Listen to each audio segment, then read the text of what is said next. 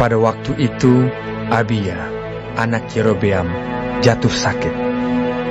Lalu Yerobeam berkata kepada istrinya, "Berkemaslah, menyamarlah, supaya jangan diketahui orang bahwa engkau istri Yerobeam, dan pergilah ke Silo. Bukankah di sana tinggal Nabi Ahia? Dialah yang telah mengatakan tentang aku, bahwa aku akan menjadi raja atas bangsa ini. Bawalah 10 roti, kue kismis, dan sebuli-buli air madu, dan pergilah kepadanya.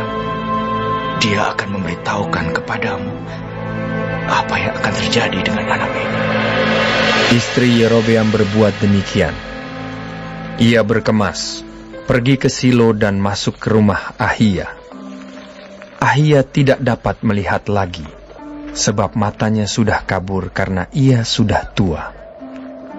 Tetapi Tuhan telah berfirman kepada Ahia, bahwasanya istri Yerobeam datang untuk menanyakan kepadamu perihal anaknya, sebab anak itu sedang sakit. Begini-begini harus kau katakan kepadanya. Ketika perempuan itu masuk, berbuatlah ia seolah-olah ia orang lain. Tetapi segera sesudah Ahia mendengar bunyi langkah perempuan itu, sementara melangkah masuk pintu, berkatalah ia, "Masuklah, hai istri Yerobeam. Mengapakah engkau berbuat seolah-olah engkau orang lain? Aku disuruh menyampaikan pesan yang keras kepadamu. Pergilah, katakan kepada Yerobeam, beginilah firman Tuhan Allah Israel.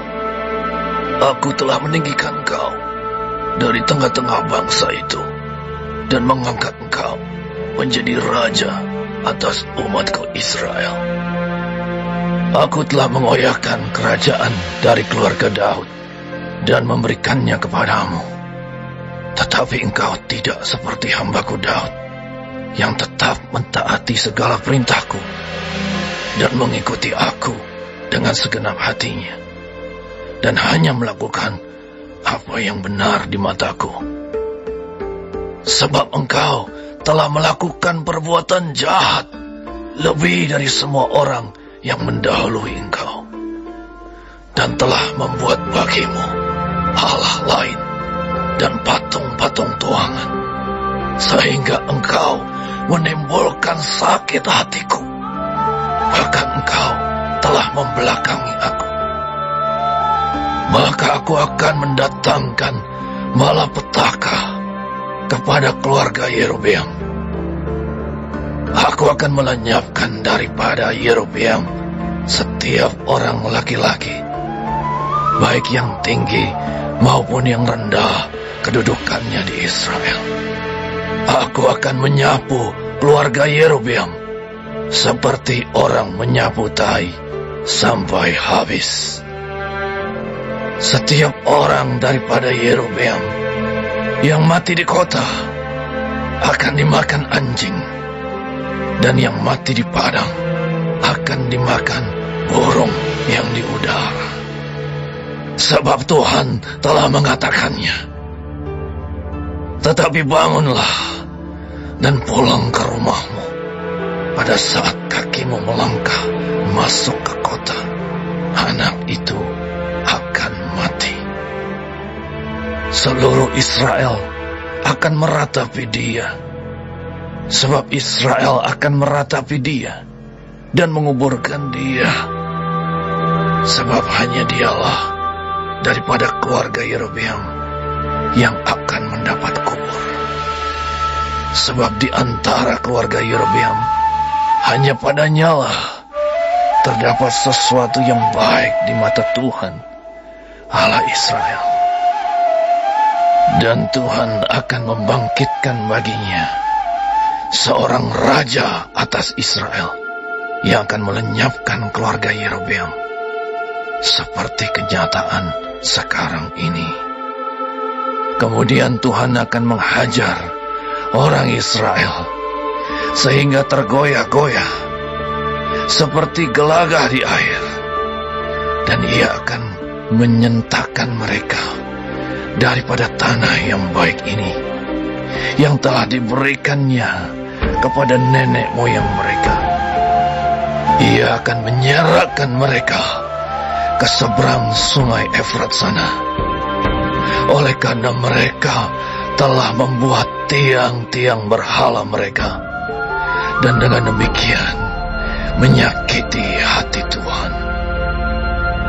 Ia akan lepas tangan terhadap orang Israel oleh karena dosa-dosa yang telah dilakukan Yerobeam dan yang mengakibatkan orang Israel berdosa pula. Sesudah itu bangkitlah istri Yerobeam dan pergi. Lalu sampailah ia ke Tirza. Pada saat ia masuk melangkahi ambang pintu rumah, matilah anak itu. Mereka menguburkannya, dan seluruh Israel meratapi dia sesuai dengan firman Tuhan yang diucapkannya dengan perantaraan hambanya, Nabi Ahia. Selebihnya dari riwayat Yerobeam, bagaimana ia berperang dan bagaimana ia memerintah, sesungguhnya semuanya itu tertulis dalam kitab sejarah raja-raja Israel. Lamanya Yerobeam memerintah ada 22 tahun. Kemudian ia mendapat perhentian bersama-sama dengan nenek moyangnya. Maka anaknya menjadi raja menggantikan dia. Adapun Rehabeam, anak Salomo, ia memerintah di Yehuda. Rehabeam berumur 41 tahun pada waktu ia menjadi raja.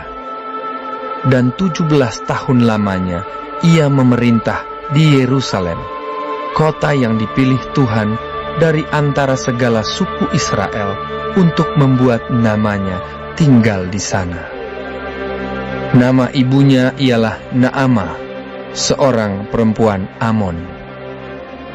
Tetapi orang Yehuda melakukan apa yang jahat di mata Tuhan, dan mereka menimbulkan cemburunya dengan dosa yang diperbuat mereka, lebih daripada segala yang dilakukan nenek moyang mereka. Sebab mereka pun juga mendirikan tempat-tempat pengorbanan dan tugu-tugu berhala dan tiang-tiang berhala di atas setiap bukit yang tinggi dan di bawah setiap pohon yang rimbun. Bahkan ada pelacuran bakti di negeri itu. Mereka berlaku sesuai dengan segala perbuatan keji bangsa-bangsa yang telah dihalau Tuhan dari orang Israel.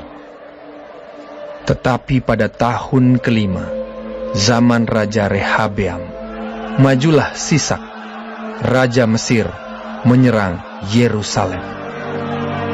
Ia merampas barang-barang perbendaharaan rumah Tuhan dan barang-barang perbendaharaan rumah raja. Semuanya dirampasnya. Ia merampas juga segala perisai emas yang dibuat Salomo. Sebagai gantinya, Raja Rehabeam membuat perisai-perisai tembaga yang dipercayakannya kepada pemimpin-pemimpin bentara yang menjaga pintu istana raja. Setiap kali raja masuk ke rumah Tuhan, bentara-bentara membawa masuk perisai-perisai itu, dan mereka pula yang mengembalikannya ke kamar jaga para bentara. Selebihnya dari riwayat Rehabeam dan segala yang dilakukannya, bukankah semuanya itu tertulis dalam kitab sejarah raja-raja Yehuda? Dan terus-menerus perang ada antara Rehabeam dan Yerobeam.